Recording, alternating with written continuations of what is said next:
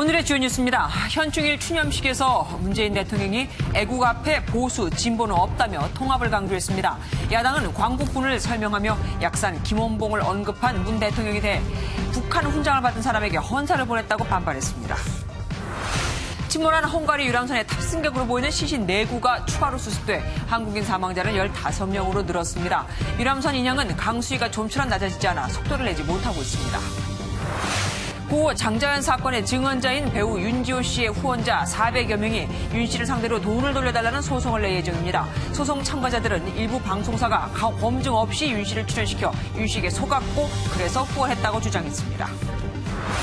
부산에서 보행자 2명을 치고 역주행을 한 음주 뺑소니범이 추격전 끝에 붙잡혔습니다. 고층 아파트에서 알몸으로 소동을 벌이다 추락한 50대 남성도 있습니다. 최근 충청남도를 비롯한 지자체들이 제철소가 무단으로 오염물질을 배출했다며 잇따라 조업 중단 처분을 내리고 있습니다. 철강업계에서는 사실상 제철소 운영을 중단하라는 거라며 강력 반발하는 등 논란이 커지고 있습니다. 소형 태풍급 저기압의 영향으로 오늘 밤과 내일 전국에 강한 비바람이 몰아칠 것으로 보입니다. 제주도와 남해안, 동해안 곳곳에는 시간당 30mm가 넘는 폭우가 쏟아지겠고 해안 지역에는 태풍급 강풍까지 동반될 것으로 예상됩니다. 제64회 현충일 추념식에서 문재인 대통령이 애국 앞에 보수, 진보는 없다며 통합을 강조했습니다. 또 보수든 진보든 극단에 치우치면 안 된다며 마비 상태인 국회의 정상화를 애둘러 촉구했습니다. 황정 기자가 보도합니다. 문재인 대통령은 지난달 해군 최영함 입항 행사 중 순직한 고 최종근 하사의 유족 등과 함께 현충탑에서 분향했습니다.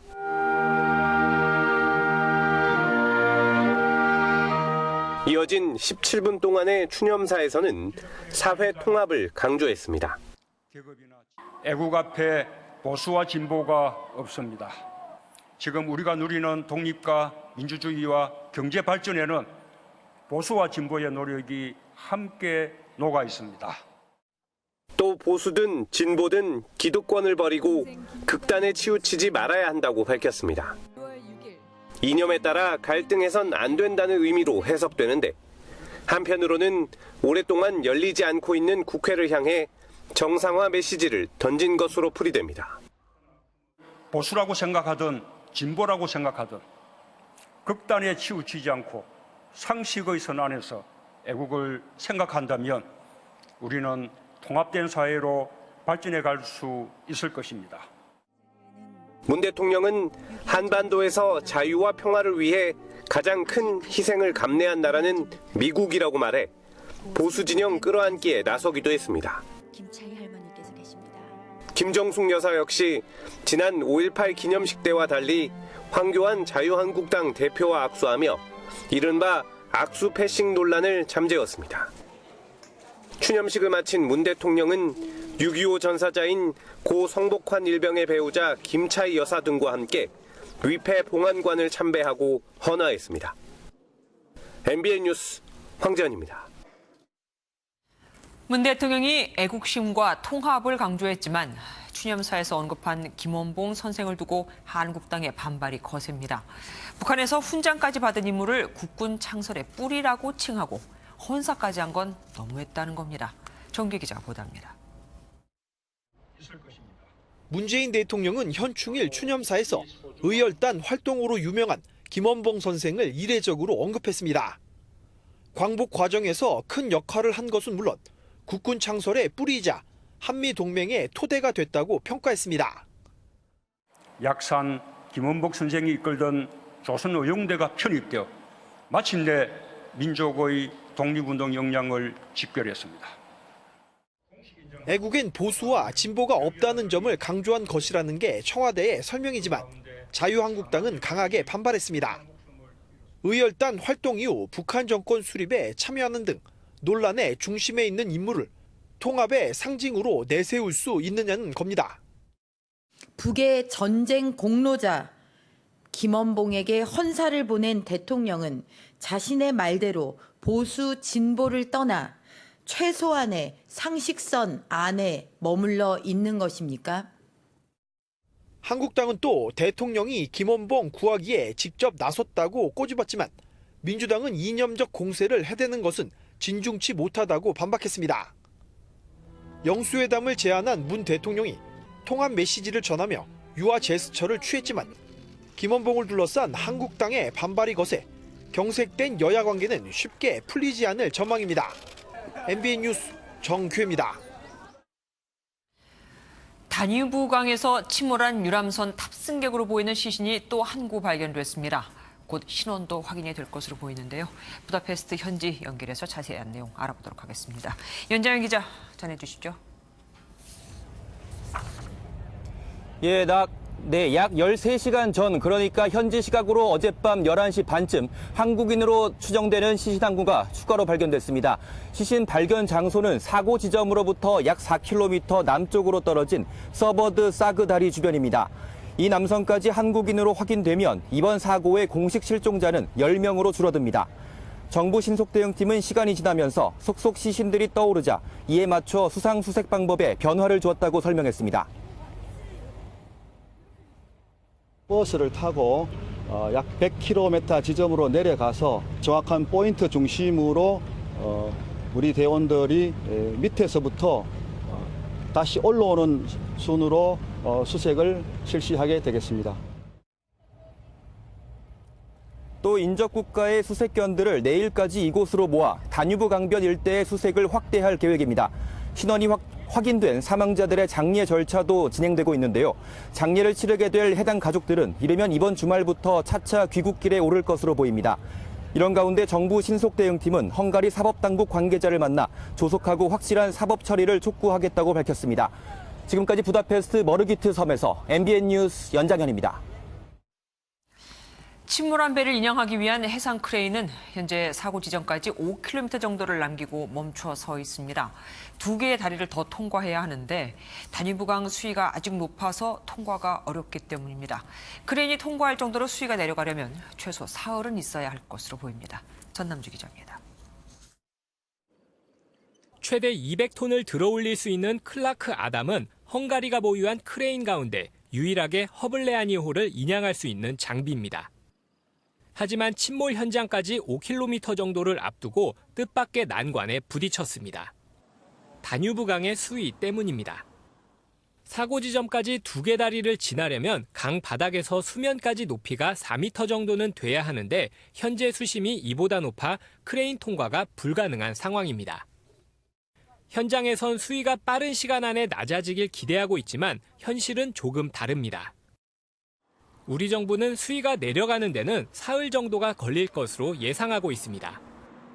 헝가리에서 이 수심을 재는 지역이 세체니 다리에서 엘리자베스 다리 중간 지점이 있는데 거기서 재는 것은 한 4.5m 이렇게 나오고 있어요. 두 다리를 통과하는 시점은 일요일 정도라고 지금 판단하고 있습니다. 이를 고려하면 오는 9일까지 선체 인양 작업을 마친다고 밝힌 헝가리 정부의 계획에도 차질이 불가피해 보입니다. MBN 뉴스 전남주입니다. 이렇게 되면 당연히 인양 작업도 늦어질 수밖에 없겠죠. 다른 방법은 없는 건지 또 뒷얘기들은 뭐가 있는지 알아보도록 하겠습니다. 정치부 김근희 기자 나와 있습니다. 어서 오십시오. 네. 예, 강무수위가 높아서 다리를 통과하지 못하고 그래서 못 간다. 그럼 뭐 다른 방법은 없는 겁니까? 네, 이번 인양 작업에 투입되는 클라크 아담은 수상 크레인, 즉 물 위에서 작업하는 크레인이기 때문에 물길을 따라서 이동을 해야 합니다. 네. 최대 높이만 50m로 현재 크레인을 눕힌 채 이동하고 있지만 네. 워낙 규모가 크다 보니 최소 수심 4m는 돼야 통과가 가능한 겁니다.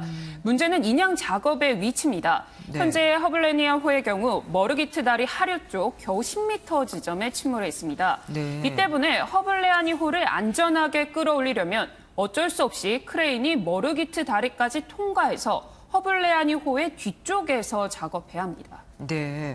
아까 브리핑하는 걸 잠깐 들어보니까 얘기를 안 하더라고요. 인양은 아니라고 하는데 비안이라고 하는 건 뭡니까? 네, 일단은 크레인을 사용하지 않는 다른 방식을 고민하고 있다고 밝혔습니다. 이제 크레인이 위에서 끌어올리는 방식이라고 하면 지금 고민하고 있는 비안의 경우 아래에서 위로 올리는 방식이 될 가능성이 있습니다. 네네. 실현 가능성은 좀 더 따져봐야 하지만 선체에 공기 주머니 등 부력을 줄 수 있는 장비들을 설치하는 방식 등이 현재 거론되고 있습니다. 예, 이 배를 뭐 끌어올리는 데 있어서 무게는 뭐 상관이 별로 없다고 하더라고요. 네. 뭐 안에 배 안에 들어있는 물까지 합해도 뭐 100톤이 되니까 말까 하니까. 네. 그런데 문제는 100톤이 적은 무게는 아닙니다. 끌어올리다가 선체가 망가지진 않을까요? 그렇습니다. 일단 이번에 인양에 투입된 클라크 아담은 최대 200톤까지 단독으로 인양이 가능하다고 합니다. 2013년에 다른 배와 함께 300톤짜리 배를 공동 인양한 적도 있고 부다페스트 다뉴브 강에서도 소형 선박을 인양한 경험이 있다고 합니다. 문제는 무게가 아니라 이 선체를 온전한 형태로 끌어올리는 게 관건이 그러니까요. 될 전망입니다. 수중 수색 결과 현재 허블레아니호는 추돌 당시 충격으로 선박 중간 부분 출입문 일부가 파손돼 선체가 다소 약해진 상태라고 합니다. 네. 현재 우선 허블레아니호 고정을 위해 체인을 감고 있는데 어디에 어떻게 고정하느냐에 따라 나중에 선체를 끌어올릴 때 분리될 가능성이 있어서 이 부분이 관건이 될 것으로 보입니다. 지금 말씀하신 그 체인을 거는 문제에 있어서 말이에요. 사실 그렇게 큰 배를 우리가 그냥 체인을 감는 것도 쉽지 않습니다. 그런데 물이 아주 탁한 그 속에서 보이지 않는데 잘 걸 수 있을까요? 그것도 사실 걱정입니다.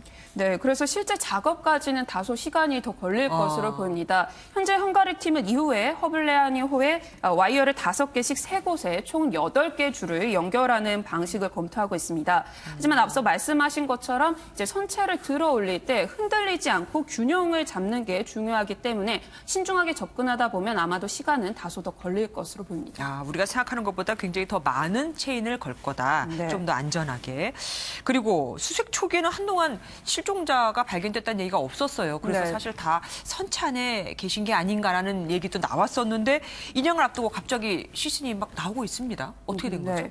그 통상 물에 빠져 숨지게 되면 이제 점점 몸속에 이제 박테리아 활동으로 인해서 장기가 부패하게 됩니다. 네. 그러면서 이제 몸 안에 가스가 차게 되고 그럼 이 가스로 인해서 부력이 생겨서 시신이 물 위로 떠오르게 됩니다. 네. 현재 사고가 발생한 지 일주일 정도가 지나면서 이 같은 원리로 시신들이 수면 위로 떠오르면서 잇따라 발견되는 것으로 추정이 됩니다. 네. 또한 현재 이 체인을 감는 과정에서 선체가 다소 흔들리면서 그동안 안에 있다가 나오지 않았던 시신들이 추가로 밖으로 나오고 있는 것으로 보입니다. 네. 또 초기에 비해 점차 다뉴브강 유속이 느려지고 수위도 낮아지면서 수색 작업에 따른 시신 수습도 속도를 내는 것으로 보입니다. 네. 그리고 세월호 때도 이게 문제였는데 그 선체에 만약에 실종자가 남아있을 경우 배를 인양하다가 어떻게 좀 유실이 되지 않을까요? 네, 그 부분에 대해서 현재 대응팀도 많은 고민을 하고 있는데요. 그 허블레아니호의 경우 선수는 창고로 이용이 돼서 선체 내 실종자들은 주로 선미 부분에, 즉 배 꼬리 부분에 있을 것으로 추정이 네네. 됩니다. 특히 현재 선체 주위나 인근 바위 등에 끼어 있던 시신들이 추가로 발견될 가능성이 큰 만큼 유실 방지에 집중하고 있습니다. 네. 이 현재 화면에 보이는 사진이 실제 시신 유실을 방지하기 위해 허블레아니호에 설치하게 될 그물병과 바입니다. 허블레아니호의 선체 모든 창문에 이 같은 장비들을 설치해 만일의 유실 사태에 대비하겠다는 계획입니다. 잠수부들이 다 해야 되는 거잖아요. 그렇습니다. 엄청납니다. 예, 오늘 말씀 감사합니다. 다음 소식입니다. 만취 상태로 역주행하다 보행자 2명을 치고 달아난 중국인이 붙잡혔습니다. 비틀대며 12km나 달아났는데 현장을 목격한 택시기사가 뺑소니 차량을 추격했습니다. 박상호 기자입니다. 새벽 시간 승용차가 골목길을 빠져나갑니다. 뭔가 부딪힌 듯 차체가 덜컹거리고 그 뒤로도 비틀대며 고개 운전을 합니다. 역주행을 시작하더니 도로에 서 있던 행인 2명을 들이받습니다. 지켜보는 사람들이 많았지만 그대로 달아납니다. 한 명은 도로가에 누워있었고 한 명은 이렇게 차에 부딪혀가지고 쓰러져 있는 상태였어요. 사고를 목격한 택시기사가 추격하자 뺑소니 차량은 더 속도를 내면서 가드레일까지 들이받습니다. 무려 12km를 달아난 뺑소니 운전자는 이곳에서 뒤따라온 택시기사와 실랑이를 벌였고 출동한 경찰의 현행범으로 붙잡혔습니다. 사고 충격이 얼마나 컸던지 차량 앞유리가 깨지고 백미러도 떨어져 나간 상태였습니다. 피해자 2명은 크게 다쳐 병원 치료를 받고 있습니다. 30대 중국인 운전자의 혈중 알코올 농도는 면허 취소 수준인 0.156%였습니다. 소주 반병에 맥주도 경중 너무 맛있다고 하는데 기억은 잘 나지 않답니다. 경찰은 특가법상 도주치상 등의 혐의로 운전자를 입건했습니다. MBN 뉴스 박상호입니다. 순국 소녀를 기리는 현충일에 아파트 12층에서 알몸 투신 소동을 벌이는 50대 남성이 있습니다. 과거에도 투신 소동을 벌인 적이 있다는데 방에서는 마약에 쓰인 듯한 주사기도 발견됐습니다. 신용식 기자입니다. 알몸 상태의 한 남성이 유리창이 없는 아파트 베란다에서 위태롭게 움직입니다. 경찰과 119 구조대가 도착했지만 남성의 기행은 계속됩니다. 오늘 오전 경기 의정부시의 한 아파트 12층 베란다에서 50대 남성 정모 씨가 투신 소동을 벌였습니다. 다 던지더라고. 홀딱 벗고 텔레비 던지고 여기 다 던지고 다 의자도 던졌고 뒤에도 있고 지네 집에 있는 치킨 다 던졌다고 바깥으로. 정 씨는 집에 시체가 있다. 불이 났으니 살려달라며 소리를 지르기도 했습니다. 경찰과 구조대원의 2시간이 넘는 설득 시도에도 불구하고 정 씨는 결국 에어매트 위로 투신했습니다. 병원으로 옮겨진 정 씨는 양다리가 골절되는 부상을 입었지만 생명에는 지장이 없는 것으로 알려졌습니다. 지난 2017년 말에도 투신 소동을 벌인 적이 있는 정 씨는 마약 투약 혐의로 구속된 전력이 있는 것으로 드러났습니다. 실제 집안에선 일회용 주사기가 발견되기도 했습니다. 보통 일회용 주사기인데요. 그거를 빨리 지금 회수해가지고 국가서에 좀 의뢰를 하려고 그래요. 마약 성분이 있는지 없는지. 경찰은 정 씨의 치료가 끝나는 대로 마약 투약 여부 등을 조사할 예정입니다. MBN 뉴스 신용식입니다. 돈을 갚으라며 살해 협박을 하다 흉기를 휘두른 남성이 붙잡혔습니다. 현장에서 흉기를 빼앗아 도망친 여성이 인근 지구대까지 맨발로 뛰어가 신고했습니다. 박인태 기자입니다. 누군가에 쫓기는 듯 한 여성이 흉기를 든 채 다급하게 뛰어갑니다. 잠시 뒤 여성은 경찰관과 함께 인근의 한 중국 오락실로 향합니다. 가지고 여자분 찔렀다고 좀 많이 다치는 것 같아요. 항상 자주 싸우는 것 같아요. 50대 중국 동포 채모 씨가 빌려간 돈을 갚으라며 이 여성이 운영하는 오락실로 찾아와 흉기를 휘두른 겁니다. 이를 말리던 여성의 친구 A 씨가 부상을 당했습니다. 오락실 사장 주모 씨는 가해자로부터 흉기를 빼앗아 맨발로 이곳 지구대까지 달려왔습니다. 경찰은 채 씨를 현행범으로 체포했습니다. 채 씨는 경찰 조사에서 주 씨가 돈을 갚지 않고 전화도 피해 범행을 저질렀다고 진술한 것으로 알려졌습니다. 경찰은 채 씨에 대해 살인미수 혐의로 구속영장을 신청했습니다. MBN 뉴스 박인태입니다. 전 남편을 살해한 혐의를 받고 있는 고유정의 신상이 공개됐지만 이번 사건 석연치 않은 점이 한둘이 아니죠. 마르고 작은 여성이 혼자 180cm가 넘는 거구의 남성을 어떻게 살해하고 훼손해 옮긴 건지, 또 당시 아들이 함께 있었다는데 아들은 어떻게 된 건지 등등 의문점이 너무 많습니다. 윤기란 기자가 보도합니다. 36살 고유정에 대한 얼굴이 공개됐지만 고 씨가 어떻게 범행을 저질렀느냐는 여전히 의문투성입니다. 160cm의 키에 날씬한 체구의 여성인 고 씨가 혼자 건장한 남성을 살해해 훼손까지 하고 시신을 옮겼다는 건 선뜻 이해하기 어렵습니다. 혹시 남성에게 약을 먹이고 범행하지 않았나라는 의혹도 있지만 남성의 시신을 찾지 못해 이마저도 알 수가 없습니다. 공범이 있느냐는 질문에 고 씨는 단독 범행을 주장한 것으로 전해졌습니다. 범행 당시 펜션에서 고 씨가 아들과 함께 있었나도 의문입니다. 고 씨는 경찰 조사에서 아들이 자는 동안 전 남편을 살해했다고 진술했습니다. 하지만 경찰이 확보한 CCTV에는 고 씨가 전 남편과 함께 펜션에 들어가고 범행 후 홀로 빠져나올 뿐 아들은 확인되지 않았습니다. 범행 동기에 대해 고 씨는 우발적으로 살해했다고 진술했는데 경찰이 압수한 고 씨의 휴대전화와 컴퓨터엔 사전에 범행과 관련된 검색 흔적이 발견됐습니다. 범행 후엔 전 남편의 휴대전화로 미안하다는 문자 메시지까지 보낸 걸로 확인됐습니다. 경찰은 펜션에서 확보한 혈흔을 분석하는 한편 고 씨를 상대로 프로파일러를 동원해 의문점들을 밝히는 데 집중하고 있습니다. MBN 뉴스 윤기란입니다. 고 장자연 씨의 옛 소속사 동료 윤지호 씨가 후원자들에게 소송을 당할 위기에 처했습니다. 수백 명의 후원자들이 사용 내역과 금액을 공개하지 않는 윤 씨에 대해 속았다며 후원금 반환을 주장하고 나선 겁니다. 백길종 기자가 보도합니다. 지난 3월 윤지호 씨는 자신의 SNS에 장자연 사건의 진실을 밝히기 위한 장기전에 돌입한다는 글을 올렸습니다. 이어 4월에는 비영리단체 지상의 빛을 설립해 수백 명에게 1억 5천만 원가량의 후원금을 모았습니다. 하지만 윤 씨의 자서전 출간을 도운 김수민 작가가 윤 씨의 말을 믿기 어렵다는 의혹을 제기하면서 분위기는 급격히 달라졌습니다. 또 검찰 과거사위원회가 윤 씨의 주장이 신빙성이 없다는 조사 결과를 내놓자 후원자들의 윤 씨에 대한 신뢰에 균열이 생겼습니다. 후원금 사용처 공개 요구가 일각에서 제기됐고 이에 대해 윤 씨가 별다른 언급 없이 출국하자 급기야 법적 다툼으로 치달을 분위기입니다.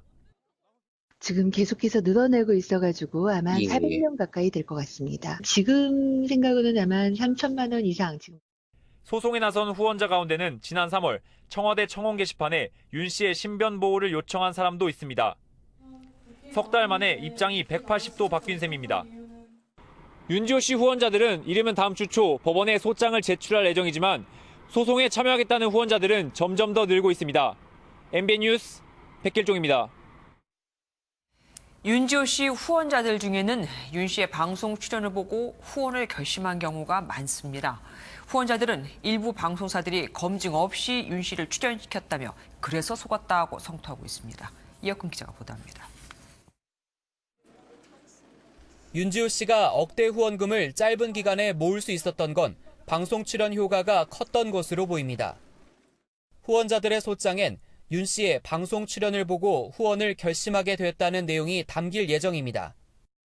결국 방송 출연에 속아 후원했으니 돈을 돌려받는 것은 물론 정신적 위자료도 받아야 한다는 주장입니다.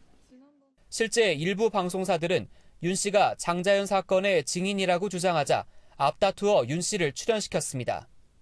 한 방송사는 무려 8분 동안 스튜디오에서 윤 씨와 대담을 이어가기도 했습니다. 팩트체크가 없이 그 사람을 말을 계속 내보냄으로써 다른 사람들로 하여금 이렇게 사기를 당하는데 큰 도움을 줬죠. 확성기 노릇을 했던 언론들이 전혀 그러니까 검증을 하지 않고 그냥 있다는 것도 참 어이가 없고 좀. 누리꾼들도 일부 방송사들이 제대로 된 검증 없이 윤 씨를 출연시킨 건 문제라는 반응이 많습니다. 논란의 주인공인 윤 씨는 지난 4월 말 캐나다로 떠났습니다. 이게 증인을 대하는 태도세요? 굉장히 무례하세요. 알고 계셨으면 좋겠습니다. 그리고 기사도 똑바로 내주실래요? 윤 씨는 얼마 전 유튜브에 증인이 아닌 평범한 윤지호의 하루라며 캐나다에서 촬영한 듯한 영상을 올렸습니다. MBN 뉴스 이혁근입니다. 오늘로 취임 100일을 맞은 자유한국당 황교안 대표가 청년들을 따로 만났습니다. 한국당이 청년과 여성층의 인기가 없다는 평가를 의식했기 때문입니다. 오태훈 기자가 다녀왔습니다.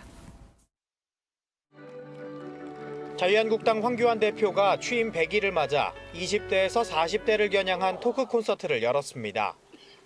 청년과 여성 친화를 강조하면서 마련된 자리인 만큼 황 대표는 평소 딱딱한 이미지에서 벗어나려는 모습이었습니다. 아내 최지영 여사의 깜짝 등장에 좌파가 아닌데 왼쪽에서 나오네요. 농담을 하는 등 분위기도 띄웠습니다. 앞서 황 대표는 젊은 층이 많이 찾는 푸드트럭에 직접 올라 시민들에게 핫도그를 나눠주기도 했습니다. 청년들과 본격 대화에 나선 황 대표는 한국당에 청년이 없다는 말이 많은데 청년을 품을 가장 유력한 세대는 청년이라며 당내 청년 역할 강화를 시사했습니다. 또 내년 총선은 30%의 콘크리트 지지층만으로는 안 된다며 중도로의 외연 확장 필요성을 강조했습니다. 저는 우리 중도라고 하는 분들의 마음속으로 우리가 스며 들어가야 된다. 그런 생각을 합니다. 황 대표는 그러려면 당이 먼저 뭉치는 게 필요하다며 지도부를 믿고 따라와 달라는 뼈 있는 말을 남기기도 했습니다. MBN 뉴스 오태윤입니다. 황교안 자유한국당 대표가 자신에게 장관직을 제안했다고 해 논란을 일으켰던 한국기독교총연합회 대표회장 전광훈 목사가 또 구설에 올랐습니다. 이번에는 문재인 대통령의 하야를 주장했는데 이 정도면 한국당 편인 척하며 안티를 양산하는 엑스맨이라는 말까지 나옵니다. 조창훈 기자입니다. 이대로는 나라가 해체될지 모른다며 황교안 자유한국당 대표가 대통령이 됐으면 좋겠다던 전광훈 목사. 제 개인적 욕심으로는 이승만 대통령 그리고 박정희 대통령에 이어가는 세 번째 지도자가 되어줬으면 좋겠다. 이번엔 자신이 회장으로 있는 한국기독교총연합회 명의로 시국 선언문을 발표했습니다. 전 목사는 문재인 정권이 주체 사상으로 청와대와 검찰, 국정원과 언론 등을 장악했다고 주장했습니다. 이어 국민연금 주주권 행사를 통해 대한항공을 해체하는 등 사회주의 혁명을 이루려고 시도하고 있다고 덧붙였습니다. 성명서엔 문 대통령의 하야와 내년 4월 총선에서 대통령 선거와 4년 중임제 개헌을 함께 실시해야 한다는 주장도 담겼습니다. 여권을 비롯한 정치권에선 즉각 비판이 쏟아졌습니다. 일말의 정당한 이유 없이 국민 주권을 깔아뭉개는 내란 선동적 발언입니다. 바른미래당은 전 목사의 주장이 사리에 맞지 않다고 비판했고 정의당은 황 대표를 이번 일의 배우로 지목하기도 했습니다. 이에 대해 자유한국당은 만난 적이 있다는 것만으로 배우로 지목하는 건 논리비약이라며 불쾌감을 나타냈습니다. MBN 뉴스 조창훈입니다. 태풍급 저기압이 이 한반도로 접근하고 있습니다. 오늘 밤부터 내일까지 올 들어 가장 강한 폭풍우가 몰아칠 것으로 예상되는데요. 전남 목포안에 나가 있는 취재기자 전화로 연결돼 있습니다. 강세훈 기자, 비가 오고 있습니까? 네, 전남 등 서해안 지방과 제주를 중심으로 시간당 20mm 안팎의 강한 비가 내리고 있습니다. 서해 먼바다에선 최고 5m의 높은 파도가 일고 있습니다. 현재 목포항을 비롯한 전남 지역 항구에는 2만여 척의 선박이 피항해 있습니다. 중심기압 998헥토파스칼의 태풍급 저기압은 현재 서해상에 위치해 있는데요. 한반도 남서쪽으로 접근하고 있습니다. 저기압을 따라 따뜻하고 습한 공기가 유입되면서 오늘 밤부터 내일까지 제주 산간 지역은 최고 250mm, 제주와 남해안, 동해안은 150mm가 넘는 폭우가 쏟아지겠습니다. 다른 지방도 최고 70mm의 비가 내리겠습니다. 특히 돌풍과 벼락을 동반한 시간당 30mm의 장대비가 예상돼 피해가 우려됩니다. 바람도 매우 강하게 불겠습니다. 제주와 남부지방에서는 순간적으로 시속 72km 이상의 태풍급 강풍이 불 것으로 보입니다. 이번 비는 내일 오후에 대부분 그치겠지만 동해안은 토요일 새벽까지 이어질 수 있습니다. 특히 남해와 서해안은 사리 기간과 겹쳐서 저지대에서는 침수 피해도 우려됩니다. 또 강원 산불 피해 지역은 토사가 밀려 내려올 수 있어서 각별한 대비가 요구됩니다. 지금까지 전남 목포항에서 MBN 뉴스 강세훈입니다.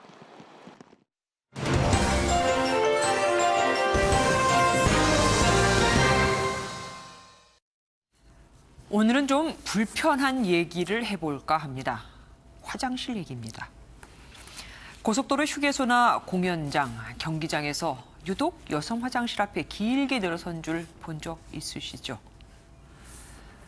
2004년 공중화장실법이 제정되면서 좀 늘긴 했지만 15년이 지난 지금도 여성 화장실은 남성의 62%로 많이 모자랍니다. 이 때문에 올 초 법을 좀 수정해 1,000명 이상이 사용하는 공중화장실엔 여성용 변기를 남성용 대소변기 수의 2배 설치하라는 법이 발의됐습니다. 그런데 원래 의도는 그렇지 않았겠지만 숫자로 맞추다 보니 여자 화장실 수가 느는 게 아니라 되레 남자 화장실 수가 줄어드는 부작용이 생겨버렸습니다. 건축주 입장에선 공간을 많이 차지하는 여성용 변기 수를 늘리는 것보다 남성용 변기 수를 줄이는 게 더 쉽거든요. 그래서 남성들은 공간이 남는데도 놓지 않는 변기를 갖고 성차별을 논하기 시작했습니다. 실제로 1970년대 초 미국에선 화장실 평등법을 처음 만들 당시 무조건 여성 화장실을 늘리라고만 해서 미식 축구 경기장에서 남성들이 화장실 앞에 긴 줄을 서는 진풍경이 벌어지기도 했었거든요. 미식 축구 팬은 대부분 남성이라는 걸 생각지 못한 건데 지금의 우리와 똑같죠. 이후 미국은 극장이나 전시회장은 남성 125명당 변기 1개, 여성은 65명당 1개, 레스토랑은 남녀 모두 75명당 1개로 건축물을 용도별로 구분한 뒤 이용자 수에 따라 설치 기준을 정했습니다. 영국은 상점의 경우 주 고객 비율을 따져서 변기 수의 차이를 두도록 하고 중국도 마찬가지입니다. 모자란 건 더 만드는 게 맞습니다. 그럼 어디에 얼마나 모자란가를 확인하는 게 우선 아닐까요? 남녀가 같이 살고 있는 사회지만 장소에 따라 남녀 이용객이 다르고 그 수도 다른 만큼 좀 더 꼼꼼하게 법을 만들었어야죠.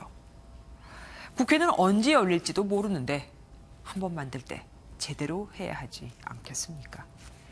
뉴초점이었습니다.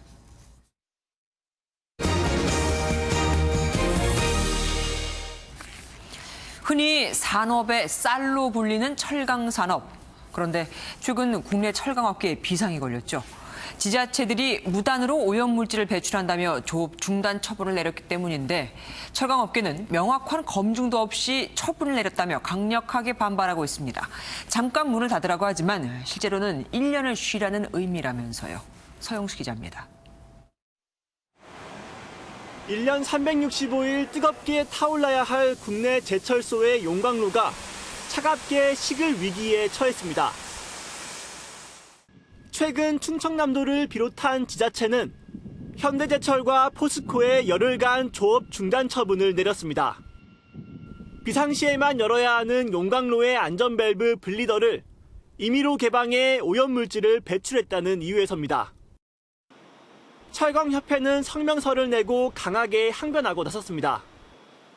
용광로를 정비할 때 안전밸브를 개방하는 건 근로자 안전을 위해 필수적인 조치인데 현재 다른 기술적 대안이 없다는 겁니다. 100년 동안 그 고로를 운영해 오면서 폭발 위험이 상존하고 있기 때문에 고로 브리드를 오픈하는 거가 지금 정상 그 프로세스로 정착이 돼 있고요. 또 안전밸브에서 배출되는 가스도 2000cc 승용차가 하루 8시간 운행 시 10여일간 배출하는 양에 해당할 정도여서 심각한 수준이 아니라고 주장합니다. 안전밸브 개방이 대기오염으로 이어지는지 명확한 검증조차 되지 않은 상황에서 조업 중단 조치는 지나치다는 입장입니다. 조업 중단 조치가 현실화되면 쇳물이 굳어버리기 때문에 장기간 가동이 불가능해 용광로 1개당 8천억 원의 손실이 추산되고 있습니다. 국내 철강업계가 고사하는 건 물론 자동차와 조선업 등 연관 산업에도 타격이 불가피합니다. 전문가들은 조업 중단 조치에 앞서 명확한 실태 조사를 실시해 현실적인 대안을 찾아야 한다고 조언합니다. MBN 뉴스 서영수입니다. 타워 크레인 파업 과정에서 노조가 폐기를 요구했던 소형 타워 크레인에 대해 자격 시험이 도입될 것으로 보입니다. 규격에 대해서도 논의 중인데 이렇게 되면 정부가 사실상 노조의 요구를 다 받아들이는 거다란 말이 나옵니다. 파업하면 다 받아준다는 선례를 남길 수 있다는 거죠. 전민석 기자가 보도합니다. 소형 타워 크레인의 퇴출을 요구했던 크레인 기사들은 어제 저녁부터 파업을 멈췄습니다. 국토교통부가 노측과 사측, 시민단체가 참여하는 협의체를 구성하기로 했기 때문입니다. 협의체는 소형 타워 크레인 면허에 자격시험을 도입하는 방안을 검토하고 있습니다. 소형 크레인의 높이와 작업 반경을 규격화한다는 안도 나왔습니다. 아직 구체적인 수치나 기준은 정해지지 않았습니다. 진입장벽을 높이고 대형과 소형 타워 크레인의 작업 영역도 분리되면 기존 크레인 기사들은 일자리 걱정을 덜게 됩니다. 노조의 요구가 대폭 수용됐기 때문입니다. 소형 타워 크레인에 대한 노조의 문제 제기를 국토부가 묵살해 뒤늦게 달래기에 나선 게 아니냐는 지적도 나왔습니다. 국토부는 이미 기준 강화에 대한 공감대는 있었다면서 3개월 전부터 논의해왔다고 밝혔습니다. 노사민정 협의체 구성으로 급한 불은 껐지만 또 다른 갈등의 불씨가 될 가능성이 제기됩니다. MBN 뉴스 전민석입니다. 숫자를 보는 오늘의 뉴스입니다. 올 하반기 우리 주력 산업의 수출이 지난해보다 11% 더 줄어들 거라는 전망이 나왔습니다. 6개 수출 주력 업종 협회가 수출 전망을 집계한 건데 반도체와 무선통신기기는 무려 20%, 디스플레이는 6% 줄어듭니다. 여기에 미중 무역 분쟁이 격화되면 수출이 최대 10% 더 감소한다는 비관적인 전망도 나왔죠. 7년 만에 경상수지 적자에 정부는 하반기는 좀 다를 거다고 했었죠. 산업 현장의 시각은 이 정부의 낙관과는 거리가 좀 많이 있어 보입니다. 미국 남성이 손녀가 준 포춘 쿠키 속 번호로 복권에 당첨됐습니다. 당첨금은 무려 3억 4천만 달러, 우리 돈으로 4천억 원이 넘는데 손녀에게 큰 선물을 해줘야겠습니다. 장명훈 기자입니다. Charles W. Jackson Jr. 누군가의 이름이 호명되자 박수갈채와 환호성이 터져나옵니다. 흰 수염이 덥수룩한 이 남성은 미국 복권 파워볼의 당첨자인 66살 찰스입니다. 당첨금은 무려 3억 4천만 달러, 우리 돈으로 4천억 원이 넘는 엄청난 돈입니다. I never expected to win and I just got lucky. 찰스는 당첨의 비결이 2년 전 자신의 손녀가 준 포춘 쿠키라고 밝혔습니다. 손녀가 준 포춘 쿠키 속 숫자 5개와 자신이 좋아하는 숫자 1개를 조합해 복권을 사왔는데 2년 만에 잭팟이 터진 겁니다. I called her back and said, "Look, I won the whole thing." And she said, "Well, how much is the whole thing?" I said, "I don't know. I just played. I don't know what it is." 파워볼의 당첨 확률은 이론상으론 2억 9,200만 분의 1입니다. 행운의 사나이가 된 찰스는 당첨금 일부를 지역 내 자선단체와 병원에 기부하겠다는 뜻을 밝혔습니다. MBN 뉴스 장명훈입니다. 올 들어 가장 강한 비구름이 몰려오고 있습니다. 이번 비는 강한 빗줄기도 문제지만 태풍급 바람도 걱정인데요.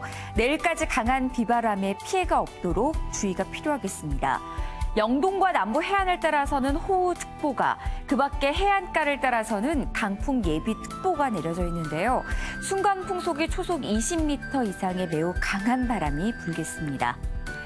강원 영동과 제주 산간에는 200mm 이상의 폭우가 쏟아지겠습니다.